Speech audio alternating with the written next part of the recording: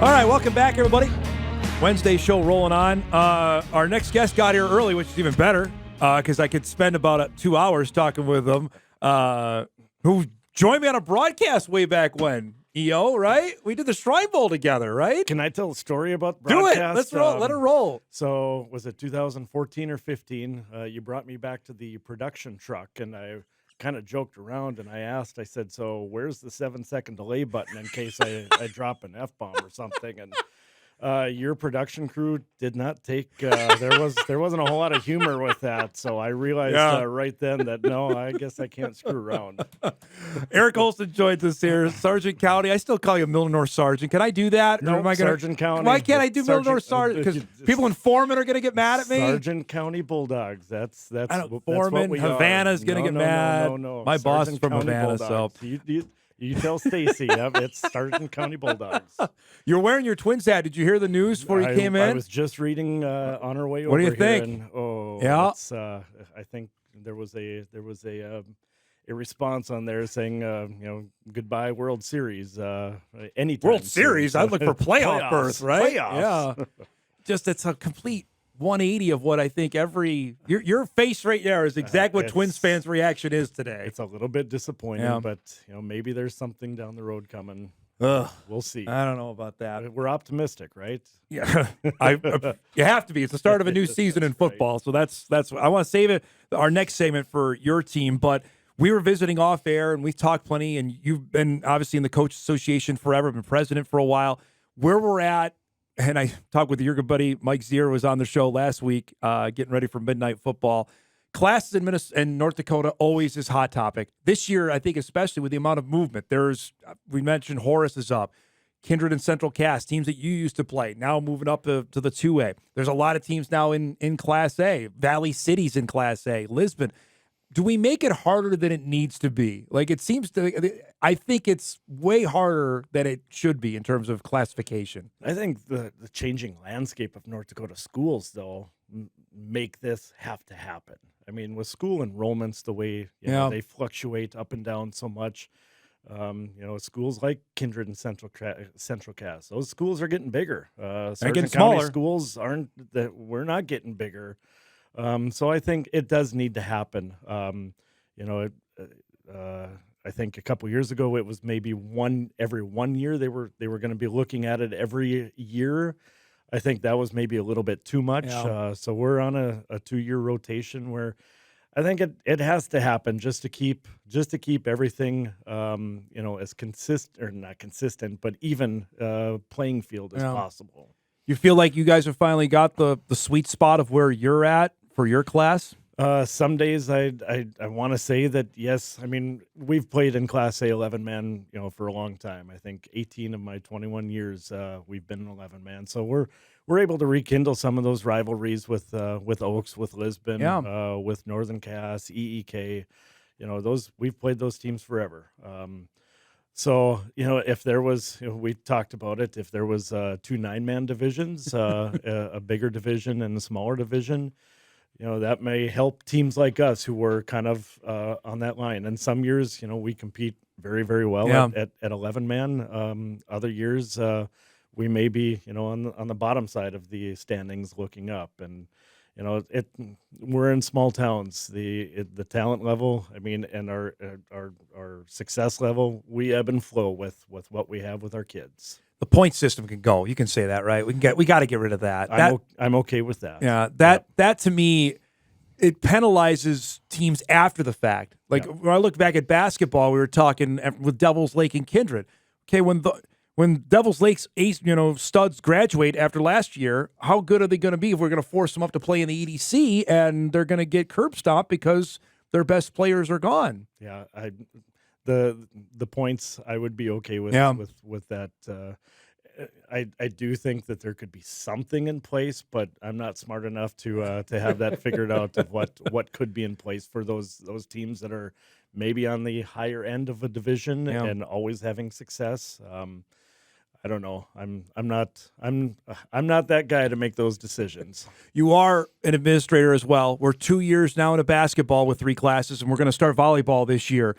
the anticipation for 3-class volleyball? What have you heard around your neck of the woods? Well, we're in an area with Central Cass and Kindred and Oak Grove. Right. So, much like basketball, when those teams went up to that middle division, it really opened up things it was good timing for both our boys and girls of making the state tournament in 2023. And I think volleyball, it'll give, some of the smaller schools a chance. You hate to say the participation ribbons for the smaller schools, but I mean it's not that though. Sorry to interrupt you, because there were times, and I talked with Jason Moneylaws about this at Hankinson. There were times knowing full well, and you know this, when basketball started, you had no chance. We're not going to beat Kindred, and we're not going to beat Central Cass. Same in volleyball. That's just as it's not participation. It's like, what fun is it if we know we have no chance to make state before the season begins? And state tournament isn't the end all. It's you want to be able to give the kids a good experience, and a competitive experience. Yes. Experience. Yeah, that's the best way to put it. There are years where those small schools are very competitive with the bigger schools, but like I said before, with the talent level, the peaks and valleys of small towns, it's going to happen once in a while compared to much of the time with bigger schools. Do you think this will get more kids out have you seen it in basketball? Could it translate to volleyball? Honestly, our numbers at Sargent County have been very good with basketball, volleyball, boys and girls basketball. So I don't think it'll get any more kids out because I think Jenna Anderson, she's had close to 40 girls out for volleyball the last handful of years, and we are one of very few teams in our area that have that that amount of girls. So and same thing with boys and girls basketball. We've had C squads in which a lot of our area schools don't have C squads. So I think we're at a good spot in Sargent County with the kids that are coming out for sports. We'll see what happens with the 3-class. It's exciting. It's something new though. Last thing before we break, and we'll talk some football out of this. The trip for the girls to state in Jamestown, what did that do for the community to have that trip a couple of years ago? Well, all of our communities in the county. It brought a lot of people together in the gyms. Some of the older citizens in your Foreman, Havana, Rutland, who would come to games then, and they were the Sargent County or Sargent Central cadets. Yeah. But I think we really saw everybody come together as Sargent County Bulldogs throughout that year of success that both the boys and girls had. Jamestown, good for a host. Keep that in the rotation. You know what? I thought it was great. Yeah. There's always some improvements that every place can make when they host a tournament, but Mr. Rowlandson and their staff at Jamestown, I thought they did a great job the last couple of years. All right, we'll break. We come back. Much more with EO. We'll talk about his team coming up and Class A football for 2025 with the season. You guys play like a week from now. You got a game, right? 22nd, yeah. What are you doing talking to me? You got a game coming up. We'll do that when we come back. Back on Hot Mic here in just a couple minutes.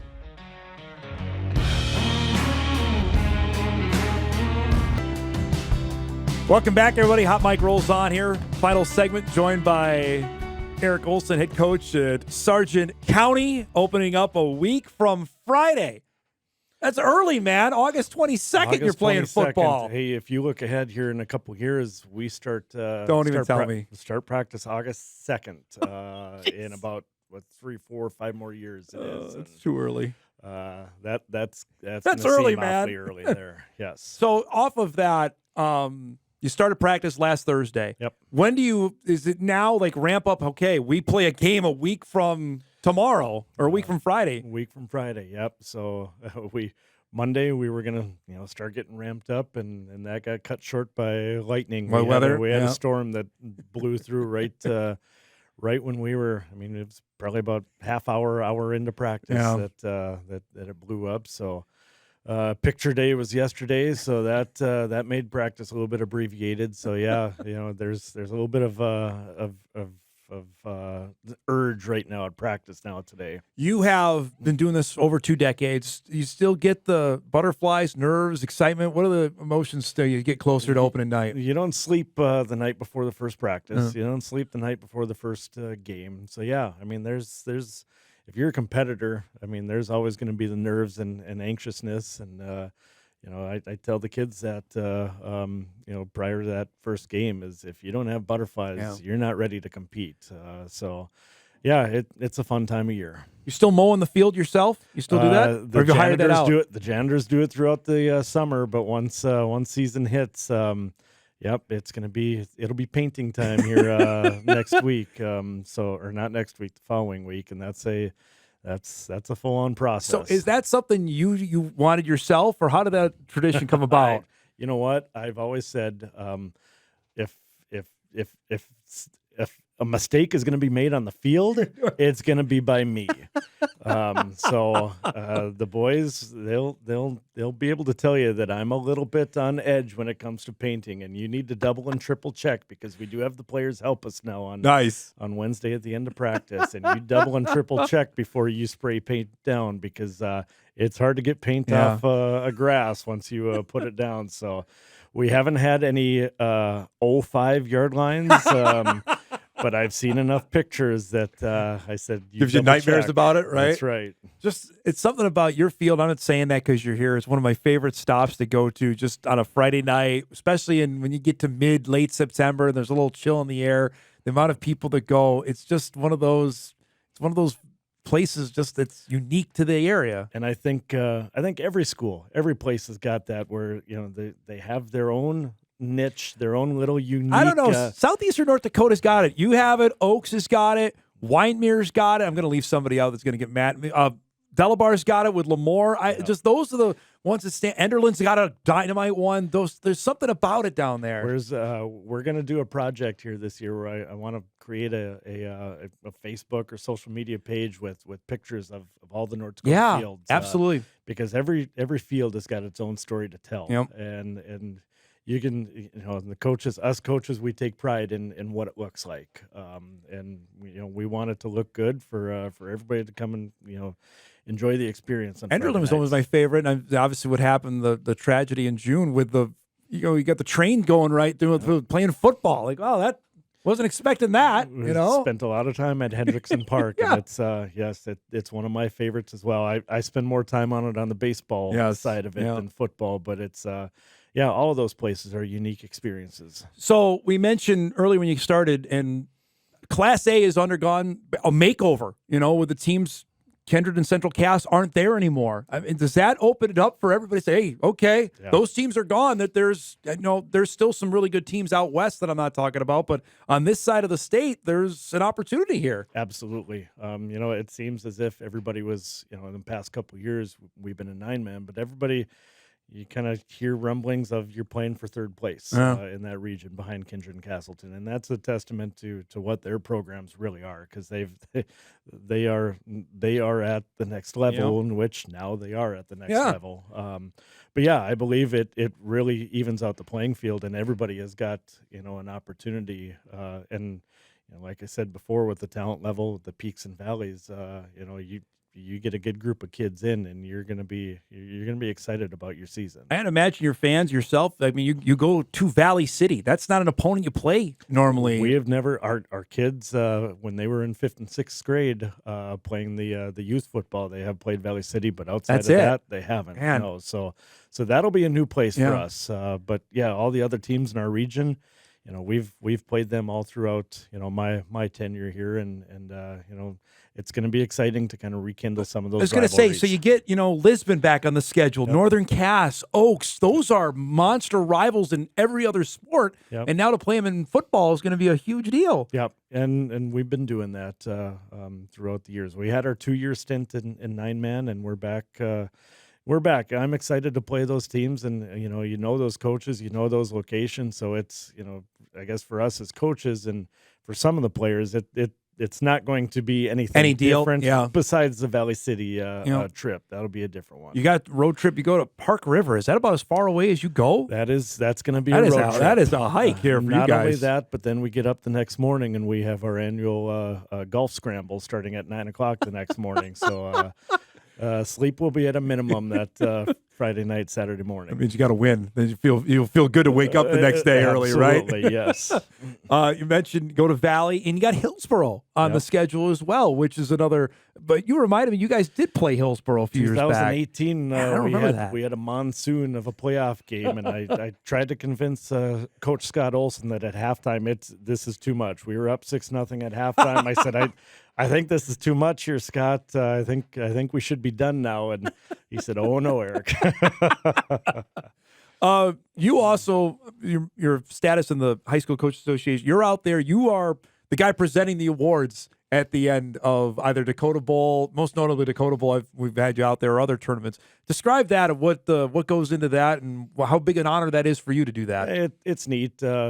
I get a lot of messages. My phone is buzzing when I'm on the camera, and I guess as long as I got my zipper up when I get on the field, that's shirt the most, tucked in, all good. Yeah, then you're all I, good, right? So, but no, it's cool to be able to. It's cool to share that moment, especially with the Coach of the Year recipient. Yeah, that's got to be a big deal for you. A lot of, I mean, I've through my 20 years now, I've made a lot of good relationships with the other coaches, and some of those coaches they just experienced winning a state championship, or just experienced losing a state championship. Yeah. So, to be able to greet them on the field and present them with that award, and the senior athletes, it's a pretty cool experience, because those kids, those coaches, they're at a life-changing moment in their in their careers, and so it's pretty cool to be able to be a part of that. Is there one that stands out, either coach or athlete, that you presented that was a memorable experience?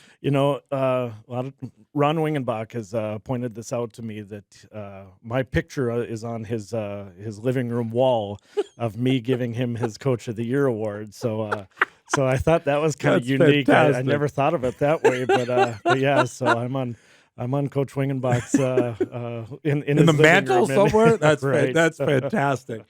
You also still umpire all the time.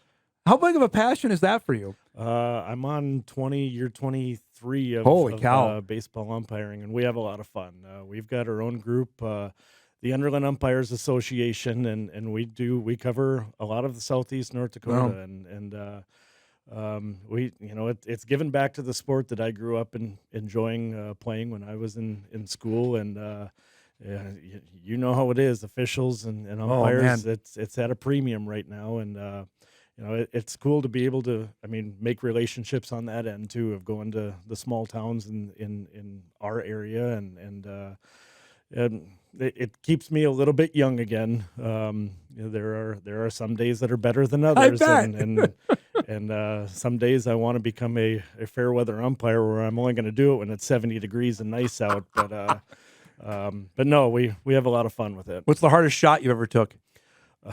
There's a couple. I've taken one right between the eyes. Really? Where the catcher forgot to put his glove up. Oh, my gosh.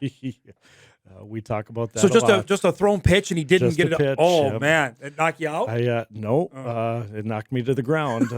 I did take one. I was in the field. I took one to the shin, a line drive from a career home run hitter at VCSU. Now it's a Jordan. Well, Jordan Hamry will appreciate hearing this story on the airwaves, and that put me out for a little bit, but. For some reason, the ball finds me when I'm on the field. I don't know what it is, but last thing, totally subjective here. Favorite baseball stadium in North Dakota is what? Oh, well, Hendrickson Park is going to be one of them.